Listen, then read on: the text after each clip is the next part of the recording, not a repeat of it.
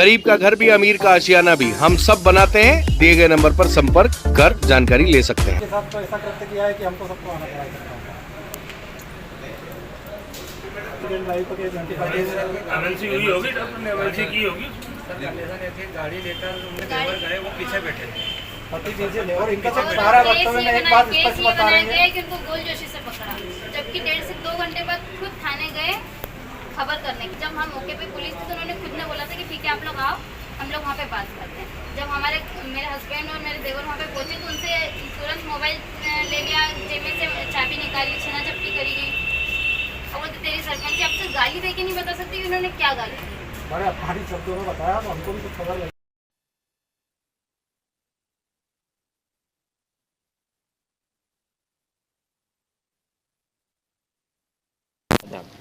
आज हम एसपी कार्यालय इसलिए आए थे कि हमारे छेगांव मखन सरपंच संघ परिवार की हमारी एक बहन सिलोदा सरपंच आरती पदम नगर थाना टीआई द्वारा उनके साथ बदतमीजी की गई, दुर्व्यवहार किया गया और उनके बताए अनुसार उनके पतिदेव पर ड्रिंक एंड ड्राइव का झूठा केस भी बनाया गया है।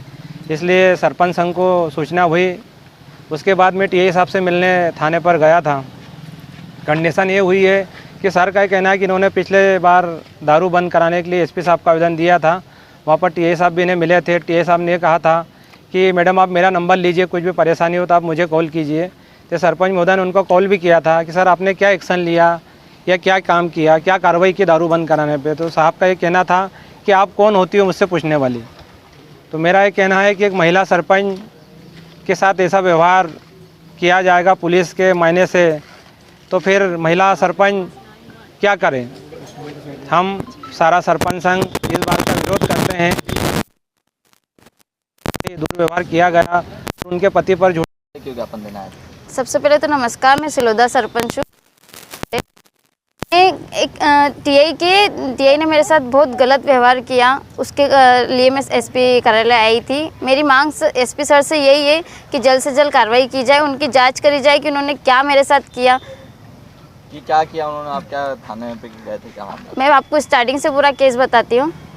क्या हुआ था कि मेरे जेठ की और कुछ अन्य लोगों की लड़ाई गोल जोशी में हुई थी। मेरे गांव सिलोदा के पास में गांव है, वहाँ पे तो मौके पे मतलब मेरे हस्बैंड के पास फ़ोन आता है, मेरे हस्बैंड और देवर के पास फ़ोन आता है, तो वो दोनों जाते हैं वहाँ गोल जोशी।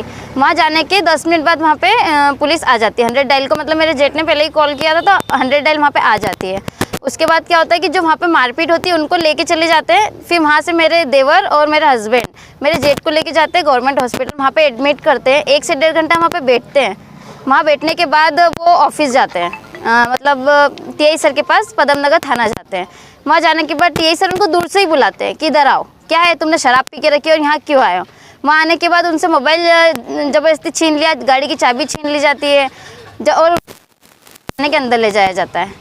फिर 12-7 बजे कम से कम मैं वहाँ पहुँचती हूँ लगभग, तो वहाँ टीआई सर नहीं होते। वहाँ पे जो दूसरे कर्मचारी होती है रावत करके और 2-3 जने और थे वहाँ पे जो कांस्टेबल थे, वो मुझे बहुत बदतमीजी से बोलते कि नहीं है यहाँ क्यों आई हो, यहाँ पे हमको नहीं पता कि क्यों बिठा के रखा है। मेरी कम से कम 15 से 20 मिनट तक उनसे देती कि मेरे मतलब पति की क्या कसूर है, क्यों उनको बिठा के रखा है। तो वो बोलते हमें नहीं पता क्यों बिठा के, सर ने बिठा के रखा है, उनको पता है कि क्या केस है। तो मैंने ठीक है। उसके बाद 10 से 15 मिनट बाद टीआई सर वहाँ आते हैं। वहाँ आने के बाद मैंने टीआई सर से सिर्फ इतना पूछा कि सर मेरे पति का क्या कसूर है कि आपने उनको बिठा के रखा। तो बोलते उन्होंने शराब पिए। उन्होंने कहा सर उन्होंने शराब नहीं पिए। तो बोलते उन्होंने शराब पिए और तू कौन होती है बोलने वाली, तेरी सरपंची है। सर उन्होंने गाली गलौज वहाँ पे बोलना चालू कर दिया। वहाँ पे मैंने बोला कि सर मैं आपसे सिर्फ बताइए उनका ऐसा। तो टीआई सर ने मेरा हाथ पकड़ के मुझे मतलब झटकार दिया, थाने से झटकार दिया। जो वहाँ पे कांस्टेबल वगैरह थे रावत और 3 से 4 जने और थे, उनको बोलते इसको अंदर मत आने देना। महिला कांस्टेबल नहीं थी उस टाइम? महिला कांस्टेबल पास में ही खड़ी थी। तो आपने उनसे बात नहीं करी या उन्होंने आपसे बात नहीं करी? उन्होंने मुझसे बात नहीं करी। जैसे टीआई सर आए मैंने उनसे बात करी तो उन्होंने डायरेक्ट मुझ पे हावी हुए। टीआई सर मुझसे गाली गलौज करने लगे, उल्टे व्यवहार से मुझसे बात करने लगे। फिर उसके 10 मिनट बाद टीआई सर जब वापस जाने लगे तो उन्होंने बहुत गंदी तरीके से मुझे बोला कि तेरी सरपंची घुसा दूंगा, ऐसा वैसा, ऐसे शब्द उन्होंने यूज़ करे। सर क्या चाहते हैं आप, क्या चाहते हैं? मैं चाहती हूँ कि उन पर सख्त से सख्त कार्रवाई हो। मैं तो एक महिला हूँ, आइंदा किसी महिला के साथ ऐसा ना हो, और मेरे साथ भी हुआ है तो मैं जल्द से जल्द उन पर कार्रवाई की जाए, बस मेरी इतनी सी मांग है। एसपी सर से भी और मैडम से भी, सबसे सिर्फ इतनी ही मांग है मेरी। और हम सब सरपंच संघ साथ में हैं। अगर यहाँ से कोई कार्रवाई नहीं होती तो हम यहीं पे धरना दे के बैठेंगे। बस मेरी यही इच्छा है कि उन पे कार्रवाई की जाए।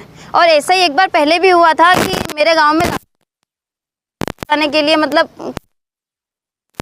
सर खुन्नस थी हमसे। आपने दारू कब बंद करवाई थी? दारू बंद करवाने को कम से कम 15-20 दिन हुए होंगे।